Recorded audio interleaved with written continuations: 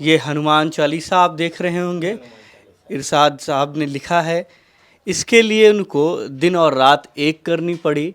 ये जो लिखावट देख रहे हैं आप, ये हाथ से लिखी हुई लिखावट है और काशी की मिट्टी से, गंगा किनारे हुई निकाली गई मिट्टी से और गंगा के पानी को निकालकर इस मिट्टी के एक लेप से इसको लिखा गया है।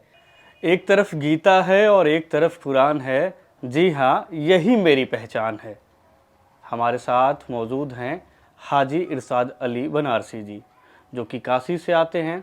ये वही काशी है जो अपनी सभ्यता से जाना जाता है, जो अपनी इतिहास से जाना जाता है, जो अपने आध्यात्म से जाना जाता है। लेकिन इन दिनों काशी में जो है, हाजी साहब भी बेहद चर्चा में हैं।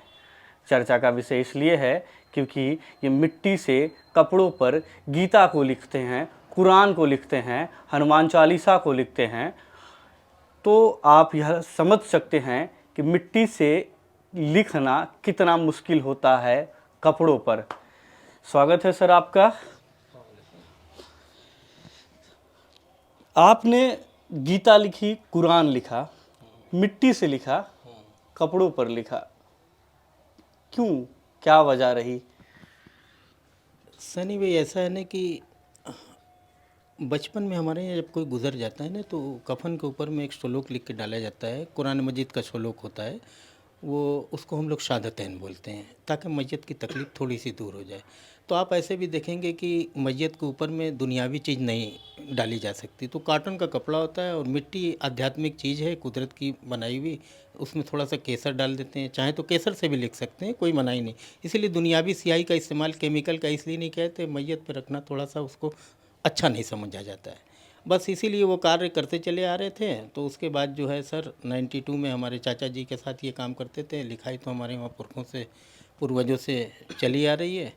तो चाचा जी का हमारा हाथ कांपने लगा सर। 80-82 प्लस उनकी एज हो गई। फिर ये काम मुकम्मल हमको सौंप दिए।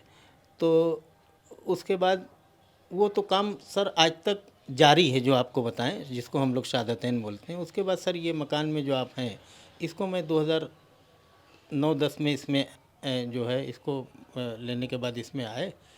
तो फिर हमारा परिवार इंडिविजुअल हो गया। पहले पुराने मकान में रखते थे तो बड़ी फैमिली थी।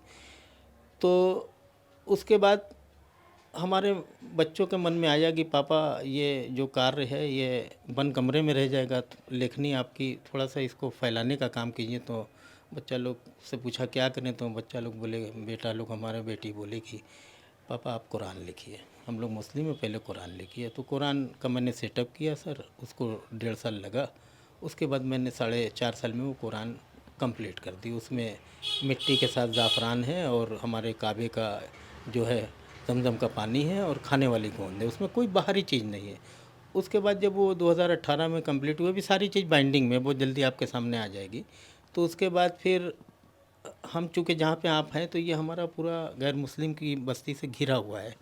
तो हमारे पास बहुत सा बगल के पंडित लोग भी आते रहे और शिष्टाचार के नाते मुलाकात होती रही। बच्चे लोग भी आते रहे, कई बच्चों को हमने सिखाया भी और अभी भी सिखा रहे हैं। थोड़ा इधर वक्त नहीं है तो पोस्टपोन कर दिया है। तो पंडित जी को हमने दिखाया कि ये हिंदी की राइटिंग, अगर आप कहें तो हम गीता लिख दें। पंडित जी ने कहा यार बहुत अच्छी है, आप लिख दो। उसके सेटअप में उन्होंने हमारी बहुत मदद की। साल भर सेटअप में लगा सर। फिर मैंने पहले बुक वाली गीता बनाई। तो हमारी एक तमन्ना थी सैनी भी कि जितनी बड़ी कुरान बनी है उतनी ही बड़ी बुक में गीता बने। अरबी की लिपि के अतबार से कुरान दिखे और संस्कृत लिपि के अतबार से गीता दिखे।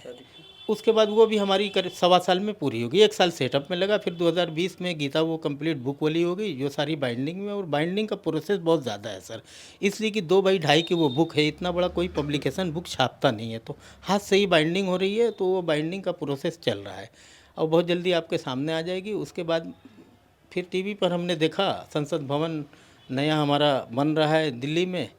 तो हमने 30 मीटर कपड़े पे पूरी श्रीमद् भगवद गीता, पवित्र ग्रंथ और विष्णु सहस्त्र नाम और श्री हनुमान चालीसा, इसको मैंने लिखा। हमारी तमन्ना थी कि हम, हमारे बनारस के हमारे आदरणीय हमारे प्रधानमंत्री बाद में हैं, हमारे काशीवासी को वो पहले सांसद हैं। हमारे हरदिल अजीज़ आदरणीय प्रधानमंत्री को हम वो गीता भेंट करें।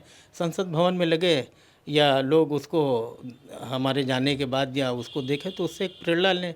और ये बुक वाली जो गीता बाइंडिंग किया है कि हमारा काशी विश्वनाथ कॉरिडोर बना हुआ है, इसको मैं माननीय मुख्यमंत्री अपने उत्तर प्रदेश के श्री योगी आदित्यनाथ जी को ये सप्रेम भेंट करना चाहूँगा। और ये जो आप आरती देख रहे हैं और श्री हनुमान चालीसा देख रहे हैं और ये राष्ट्रगान देख रहे हैं, इसको मैं प्रधानमंत्री, राष्ट्रपति और मुख्यमंत्री और हमारे बनारस में जो पवित्र हमारा जो बड़ी मंदिर है उसमें सब जगह इंशाल्लाह इसको हम भेंट करने का इरादा है।